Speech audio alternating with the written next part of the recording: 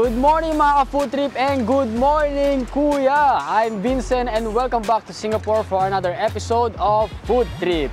Andito tayo ngayon sa RK Eating House para mapakita natin ang Singapore delicacy na prata. Kaya sundan nyo ako para matikman natin. Let's go!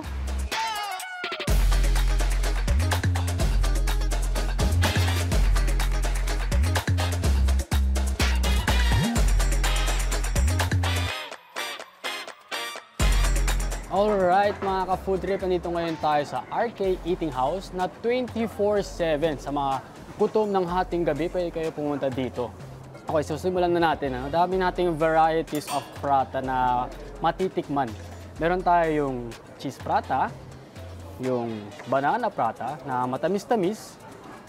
Meron tayo yung boom prata na kasama lang ay sugar. Meron tayong chocolate prata. At yung mushroom prata. So ang pinaka-closest to like original flavor is ito.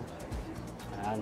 So ang gagawin lang natin dito is titikman na natin muna. Ang ginagawa namin for like roti pratas. Meron tayong curry, meron tayong vegetable curry, meron tayong fish curry. Ngayon meron tayo yung fish curry. Ito po yung fish curry. So ang gagawin natin normally for prata is kukuha tayo ng piece na to, pupunitin lang natin, tapos isasawsaw natin dito.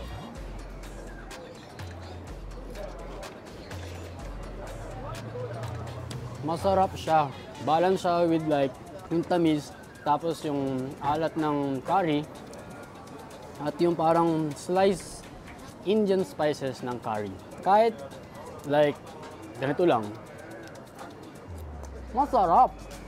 Swak na swak, boom na boom. Kaya boom prata. Ngayon, titikman ngayon natin ang banana prata.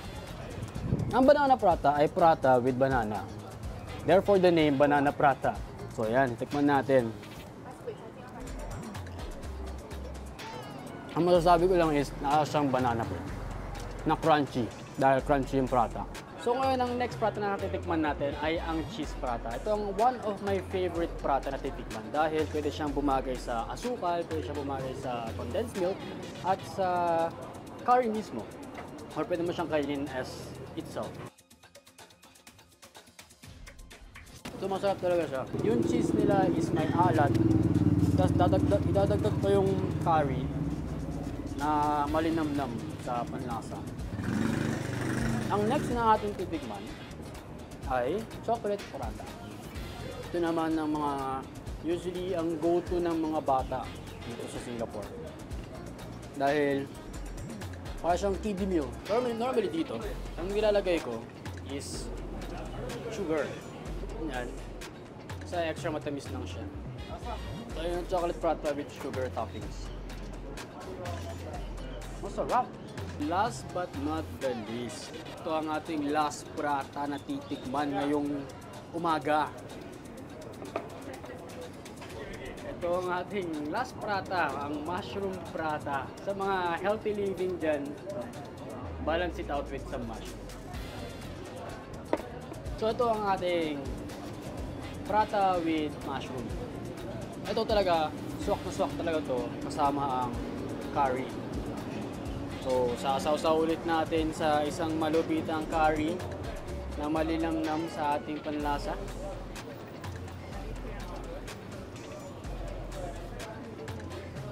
Diba?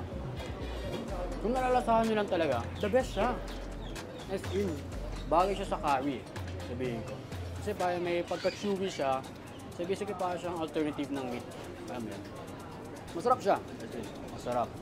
All of this prata pwede nyo siyang i-partner with curry tsaka sugar. Ngayon, sundan nyo ako para makatikim na lang tayo ng isa pang prata.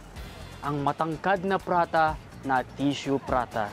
Let's go! Ang tawag dito ay tissue prata or prata tower or roti helicopter. Ang tissue prata ay tinatawag na tissue prata dahil ang prata na to ay ini-stretch out kasing nipis ng tissue, kaya tissue prata.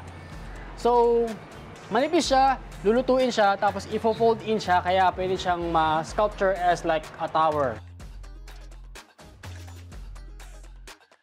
Parang siyang biscuit na matamis eh. It's a go-to prata for you to try. Ang range nito Ang height range is probably like 50 to 60 centimeters tall. Pero ang price range, hindi nyo kayo makakabelieve. Kahit sobrang taas siya, nasa 6 to plus range lang talaga siya. Depending sa flavor o sa mga toppings na ilalagay mo.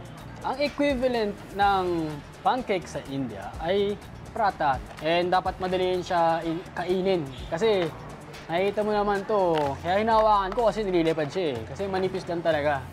Kaya normally kasi, kapag binuksan mo to, makikita mo, there's nothing inside.